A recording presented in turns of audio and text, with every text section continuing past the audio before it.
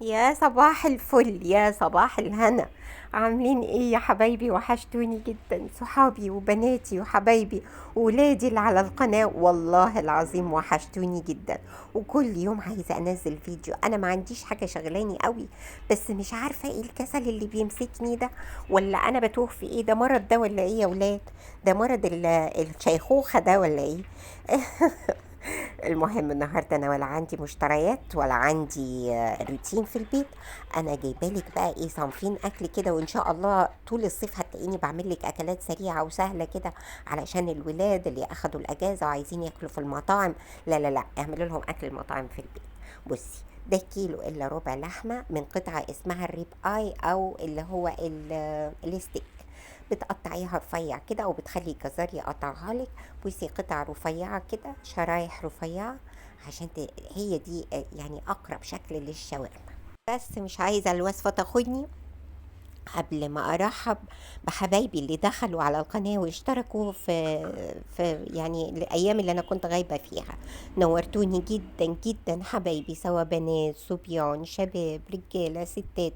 نورتوني وشرفتوني وأسعدتوني جدا جدا. نرجع للشاورما. طيب، أنا حطيت تلت مع تلت كوباية من الخل الأبيض، ورشة ملح خفيفة، ورشة فلفل. بصي، حطي الملح خفيف في الأول، وبعد كده ابقي اظبطي الملح بعد ما تستوي اللحمة، ابقي اظبطي الملح بتاعها. تمام. تمام. مبدئيا كده، هو الملح والفلفل دول أساسي في كل الأكلات طبعا، لا غنى عنهم.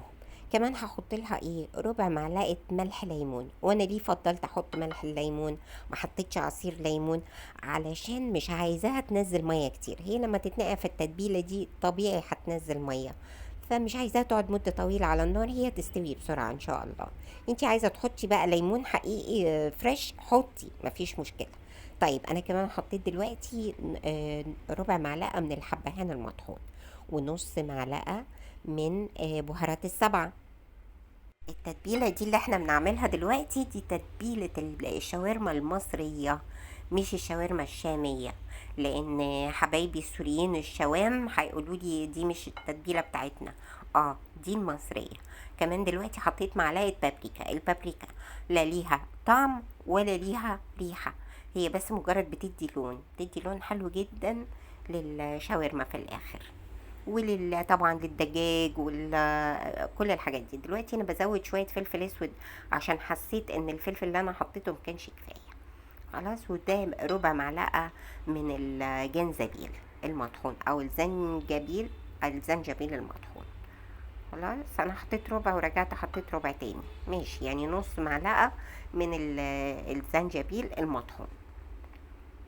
هحط بقى بصل باودر،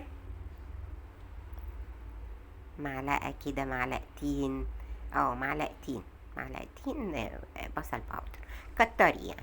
وتوم كمان باودر حطي، بس انا ما عنديش بقى توم باودر، فهعمل ايه، اقطع عليها توم حقيقي. وهاخد لها رشة كده من جوز الطيب، يعني هبشر عليها رشة كده خفيفة من جوز الطيب. هي شاورما بتحب البهارات.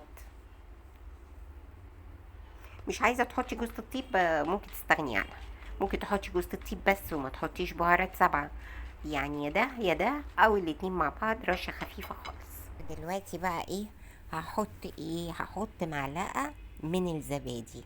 الزبادي دي بقى بتخلي اللحمة طرية وجميلة، ولها الصوص بتاعها كده طعمه جميل جدا. انا بحب احط الزبادي بصراحة على الشاورما وعلى الدجاج كمان المشوي. وباخد كمان المية بتاعت الزبادي او اللبن، يعني اخواتي حبايبي العرب بيقولوا عليه لبن. اللبن ده باخد المية كمان بتاعته واحطها على اللحمة. بتخليها طرية وفيها طعمة جدا جدا. ما استغنيش عن معلقة اللبن دي او الزبادي. هقلب بقى كل الكلام ده مع بعضه. بس قبل ما اقلب بقى الكلام ده مع بعض، هديها حته كده شامي. هديها حته شامي برضه. ارش عليها رشه خفيفه من زيت الزيتون. وبعدين همسك بقى كل الكلام ده واقلبه كويس جدا جدا جدا. وكمان همسجه بايدي، يعني هعمل له مساج كده، يعني مش هكتفي بان انا بقلبه بالمعلقه، لا، ده انا هاخده بايدي بقى ايه، هفضل ادعكه كده علشان ادخل كل التوابل دي في قطع اللحمه. بس انا هعمله بقى ورا الكاميرا.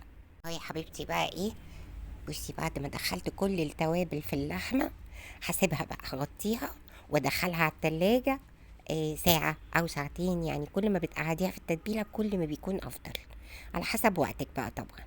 كمان بقى ايه هنعمل ايه دلوقتي؟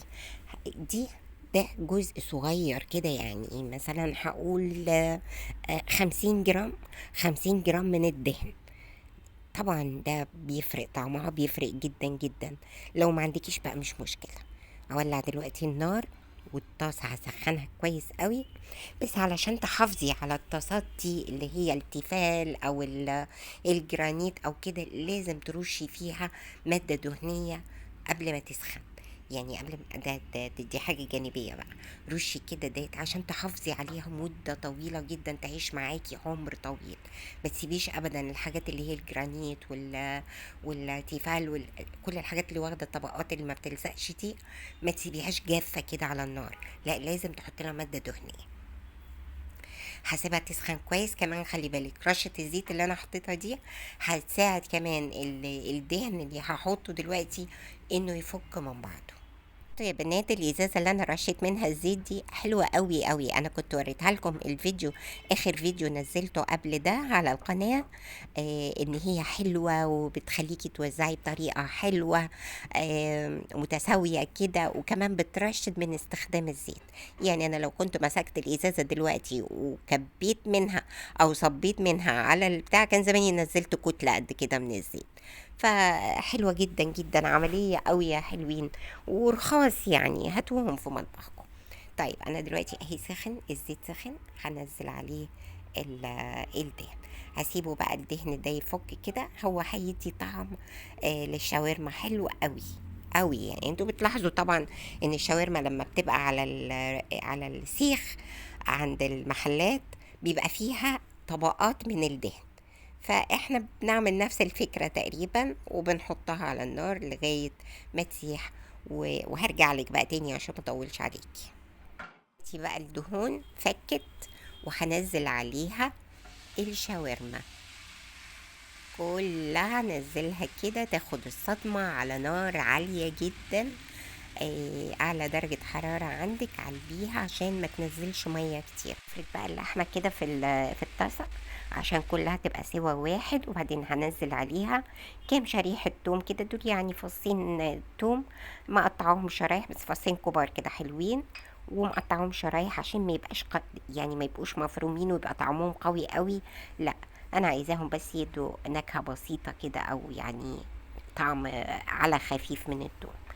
خلاص وهاخدها التقليبة، خلاص اتشمعت من تحت وخليها تتشمع من الناحية التانية كمان.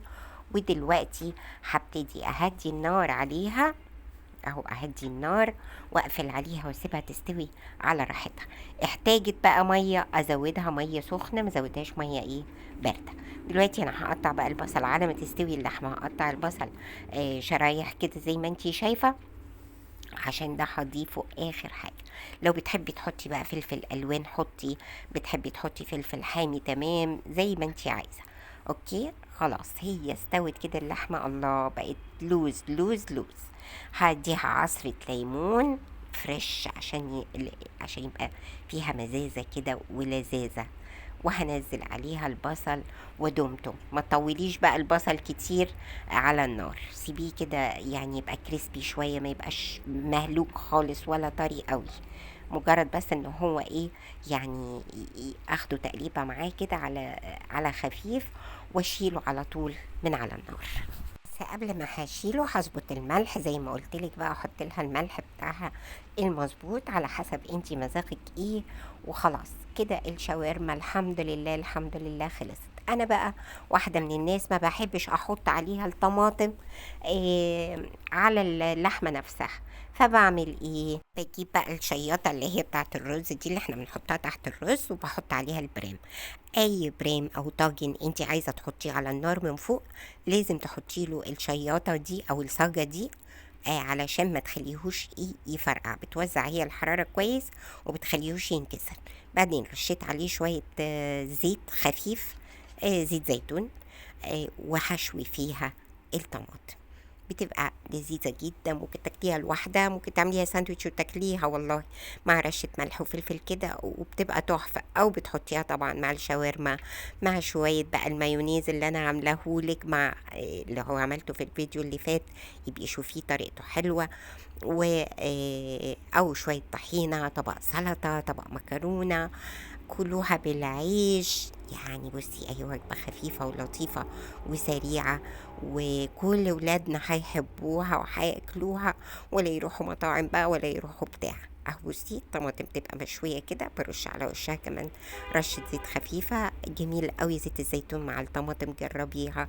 ممكن تاكليها مع ساندوتش جبنة، يا سلام. طماطم المشوية مع قطعة جبنة كده بتبقى روعة. أفكار بقى خفيفة ولطيفة كده علشان أكل الصيف الخفيف. أنا محضرة لك الوصفة التانية، بس أنا مش هعملها في الفيديو ده، هعملها لك في فيديو تاني. ليه بقى؟ علشان ده طول، يعني مدته دلوقتي 10 دقايق ولا 11 دقيقة. أنا ما بحبش الفيديوهات الطويلة علشان حبايبي اللي بيتفرجوا من باقات، فما بحبش أخلي عليهم الفيديو طويل. إيه لو قلت لي بقى بيطولي الفيديوهات هبقى اطولها. بس انا هعمل لك بقى الوصفه التانية برضو لذيذه جدا جدا جدا، وهتحبيها قوي. خلاص انا بقى حطيت لها الملح والفلفل وبقيه عصره الليمونه. والله على الجمال، الله على الجمال. مش هتاخد منك ثواني في البرام، لان البرام لما بيسخن خلاص هو بيشوي لك الطماطم. وبألف هنا، واشوفك على خير المره الجايه. اوعوا يا ولاد تنسوا تحطوا لي لايك. تمام. طيب يلا، باي باي.